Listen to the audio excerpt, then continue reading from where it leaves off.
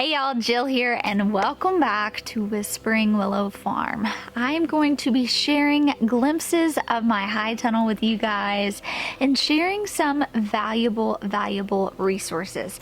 I get asked all the time when we tell people what we do for a living. Hey, we're farmers, we're gardeners. And then they come to our house and they see all the different growing spaces we have. They see all the different techniques we're implementing. They see all the food and the flowers we're producing. It is always coupled by the same response. Man, this seems like a lot of work. And the truth is, it is a lot of work. Having a farm, having a garden, building a homestead, it is not for the faint of heart.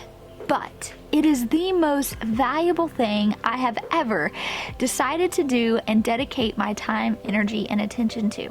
So while yes, it is a hard job, it's a lot of work, there's nothing more satisfying than literally walking out my back door to a grocery store, walking out my back door and harvesting bouquets of flowers that I can sell and turn profit for.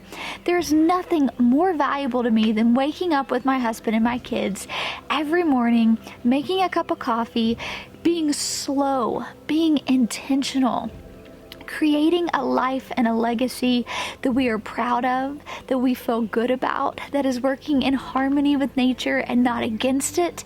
That is something that I will work hard for every single day. But the truth is, what if it could be easy? Because after a decade of doing this, of a lot of trial and error, of doing things definitely the hard way, not the smart way, I have found that to achieve this, to achieve cucumbers just dangling off the vine day in and day out, to achieve growing abundant tomatoes for fresh eating, for canning, preserving, for fermenting, this can actually be easy. But there is one thing you need to know if you would like to achieve this lifestyle and avoid burnout in the process.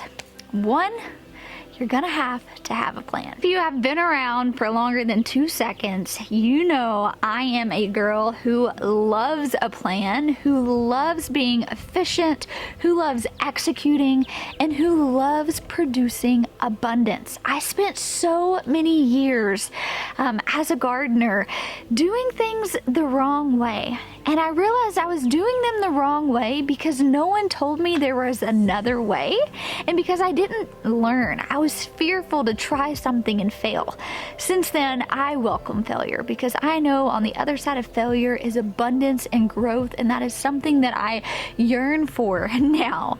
After spending these years wasting my time, not being efficient, not growing enough food for my family, I buckled down and I figured out, how can I be as efficient as possible? How can I figure out what trellising systems are best for my small space? How do I know what needs to be done in each season? So I'm talking about the pre-season, the early season, the mid-season, the late season, the post-season.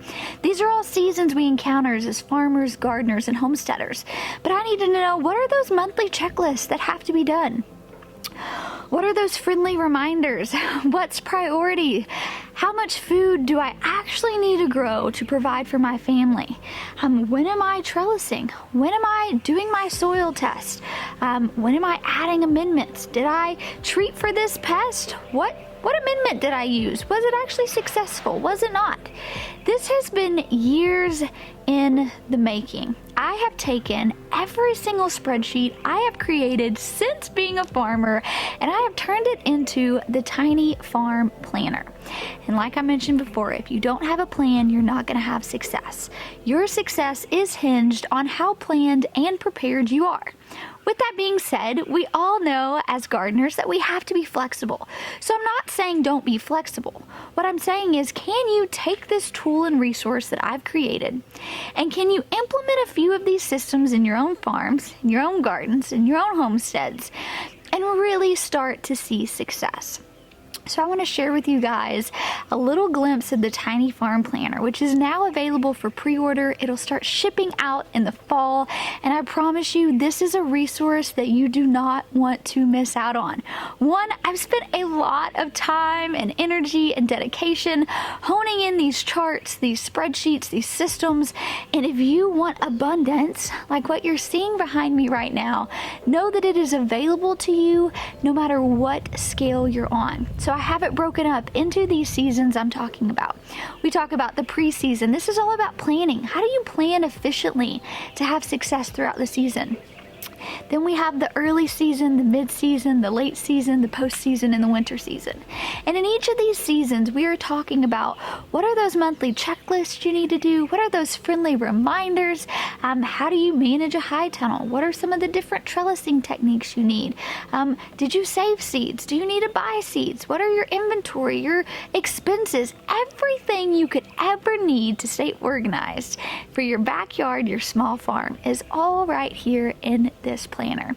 And to top it all off, we have the same illustrator who illustrated all the things for my book, The Tiny But Mighty Farm, and so it is beautiful. There's monthly calendars, there is goals and achievements. You can break it up into 1-year goals, 5-year goals, 10-year goals, which I think are so important for the gardener to continue to dream and aspire to what their place can be like. So I wanted to take a minute and just tell you guys that my planner, the Tiny Farm Planner, is now available for pre-order, and I know without a shadow of a doubt this is going to be a resource that you do not want to miss out on. So if you would like to achieve all the beauty that you see right here, go ahead, head down to the description, click on the link, and purchase your pre-order.